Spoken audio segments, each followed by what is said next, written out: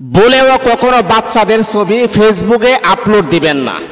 মনে রাখতে হবে, আমার ইয়াং জেনারেশন যুবক ভাই বোনদেরকে আমি দৃষ্টি আকর্ষণ করে বলেছি, কখনো বলেও বাচ্চাদের ছবি ফেসবুকে আপলোড দিবেন না। যদি দেন তাহলে আপনার বাচ্চার ভয়ঙ্কর দুইটা ক্ষতি হতে পারে।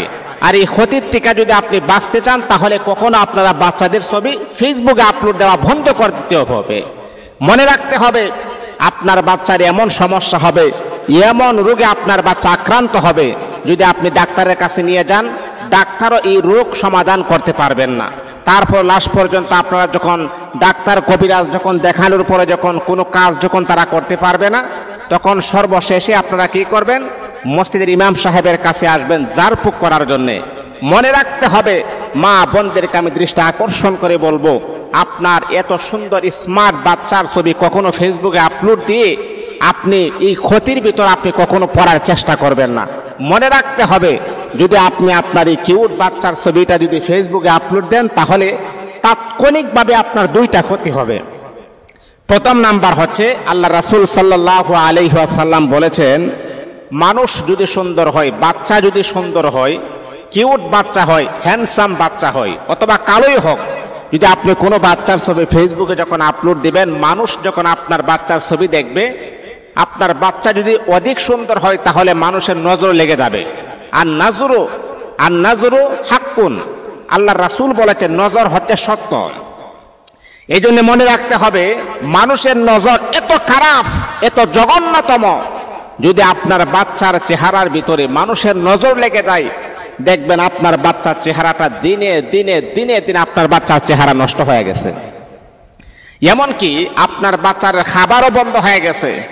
আগে যে এরকম ভাবে আপনার বাচ্চা খাবারগুলাকে পছন্দ করতেন, ভালোবাসতেন, কারণ আমরা যে এত পরিশ্রম করি, মাথার গাম পায়ে ফেলে অক্লান্ত পরিশ্রম করি, কেন করি? আমার বাচ্চা যেন সুন্দর থাকে, আমার বেবি বাচ্চা যেন সুন্দরভাবে খাইতে পারে, ঘুমাইতে পারে, থাকতে পারে, এই জন্য করি না রুজি রোজগার।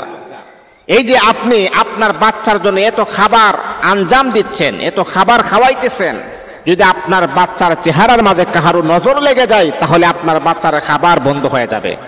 সে আর খাবার খাইতে পারবে না, আগের মতো খাবার খাইতে পারবে না, রুচি তার নষ্ট হয়ে যাবে। এই জন্য কখনো বাচ্চাদের ছবি কখনো আপনারা ফেসবুকে আপলোড দেওয়ার চেষ্টা করবেন না, এটা বন্ধ করতে হবে। যদি না করেন তাহলে আপনার বাচ্চার চেহারা নষ্ট হয়ে যাবে, আপনার বাচ্চার ফিগার নষ্ট হয়ে যাবে, এমনকি দিনে দিনে আপনার বাচ্চা শুকিয়ে যাবে।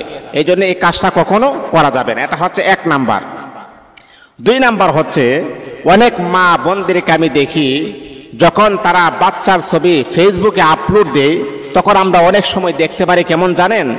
অনেক সময় আমরা দেখি যে বাচ্চা বড় হয়ে গেছে, 10 বছর হয়ে গেছে, তারপরে 11 বছর হয়ে গেছে, 12 বছর হয়ে গেছে, এমন মেয়েদের ছবি ফেসবুকে আপলোড দিয়ে বলে, আমার মামুনিটার জন্য আপনারা দোয়া করবেন। চিন্তা করছেন এটা কি এখন আর মামুনি আছে?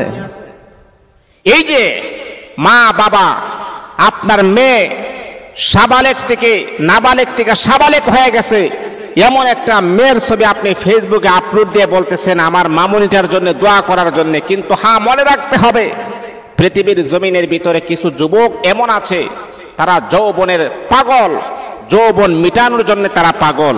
এই যে আপনার মেয়ের ছবিটা আপনি ফেসবুকে আপলোড করেছেন, আর এই মেয়েটার ছবি যখন একজন যখন দেখবে, তার যৌবনের চাহিদা যখন আপনার মেয়েটাকে দেখার পর যখন বেড়ে যাবে, মনে রাখতে হবে মা বোনেরা, বাবা ভাইয়েরা, মনে রাখতে হবে, আপনি আপনার মেয়ের ছবিটা ফেসবুকে দেওয়ার কারণে যারা আপনার মেয়ের প্রতি দুর্বল হয়েছে, এই দুর্বল হওয়ার কারণে এই সমস্ত যুবকের জিনার গুনাহ আপনার আমল নামার ভিতরে লিপিবদ্ধ করা হবে।